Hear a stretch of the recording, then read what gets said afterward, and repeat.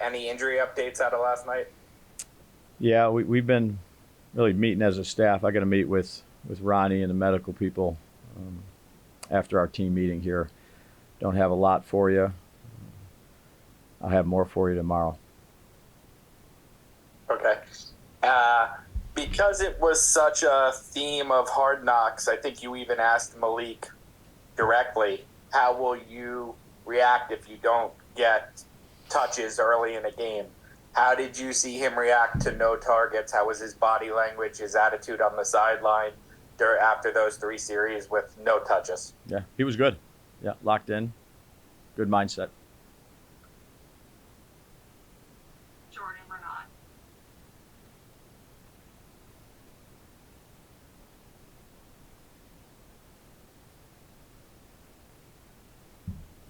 Okay, Dan Duggan.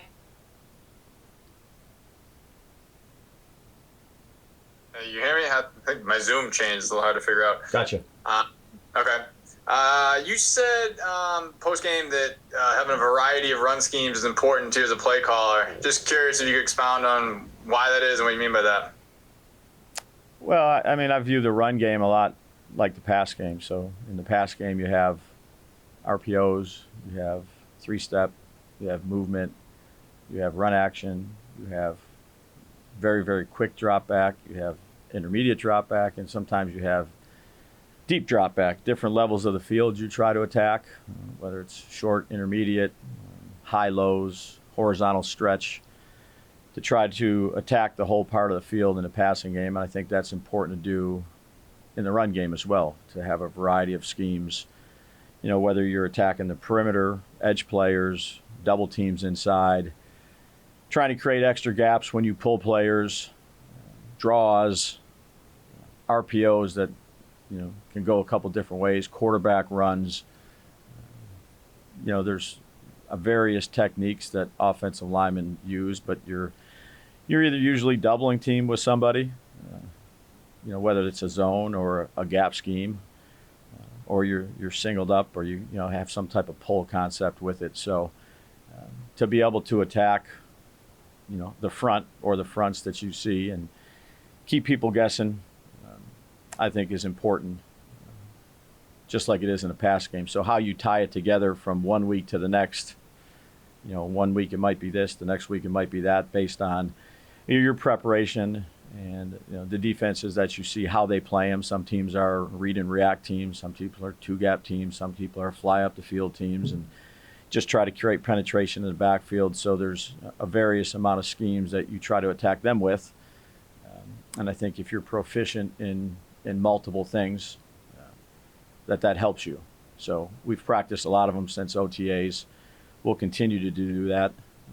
And then you just, you know, you figure out you have those schemes, Dan, and then you also have bread and butter plays too, where you hang your hat on. No matter who you play, you can fall back on this play, whatever that play is. So again, it's just a way to try to give your players, you know, an opportunity to be aggressive, to keep defensive coordinators / defensive players second guessing themselves. And do you want to use motion? Do you not want to use motion? Can you affect force by, you know, shifting and moving and things like that? So a lot goes into those decisions. Yep. Hey, Brian, I know you said you didn't have an injury update, but just with Drew, I mean, do you expect to have to bring in another quarterback for this week? Don't know that. Really, we've been grinding here as a staff with the evaluations. Just made it to this presser. I'm going to go back, and we have a squad meeting at 2, and then I'm going to get with the doctors after all they go through. The question I had. So potentially, if he can't go, there's a potential of that. Okay. Question I had off of last night, really off of the whole week, was I know you stressed this last night, was the toughness that you saw from the team, the physicality. How do you coach that? Is that, I mean, you have a lot of the same players from last year. How did you get them to be more physical and more tougher? Well, I think we have a lot of changes. Each year is different. Different players at different spots. We have players that have been here. We have different coaches.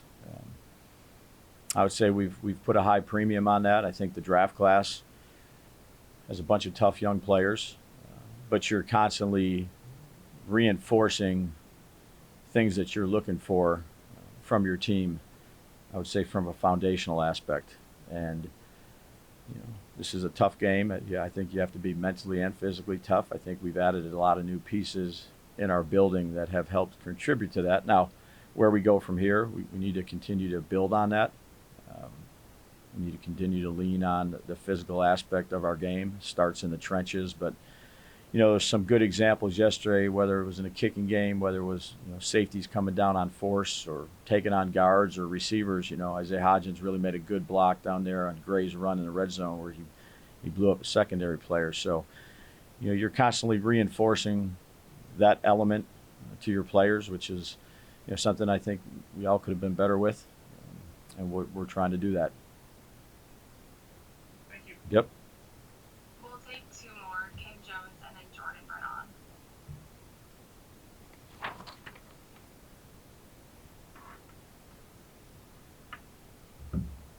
Kim, go ahead.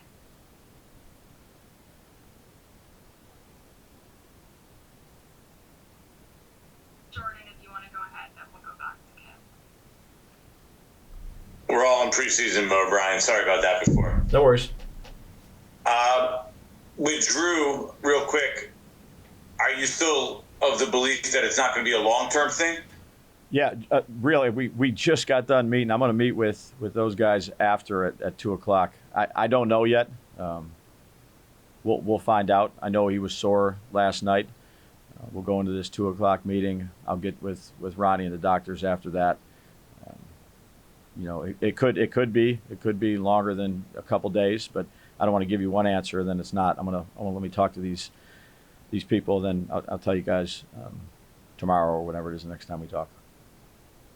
And with your running backs, what did you see from those three guys? I'm talking about the main three guys that carried the ball: Tyron, Tracy, Eric Gray, and Turbo. Yeah, I thought they were decisive.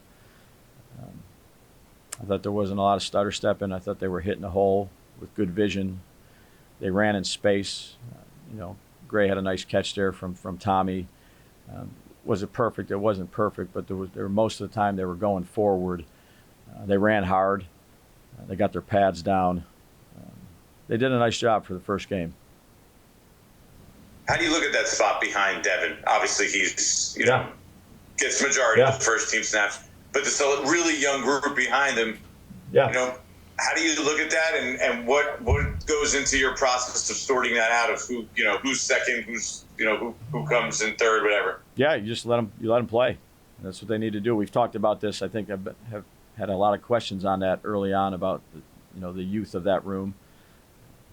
You let them play. I thought they did a good job in protections, knowing who to block. It wasn't overly complicated, but they did stick their face in there and fit the window and block some blitzers. They ran hard. They knew what to do. So again, it'll be good competition for all those young players. But I think Joel Thomas has done a fantastic job with the development of that youth room in the youth room.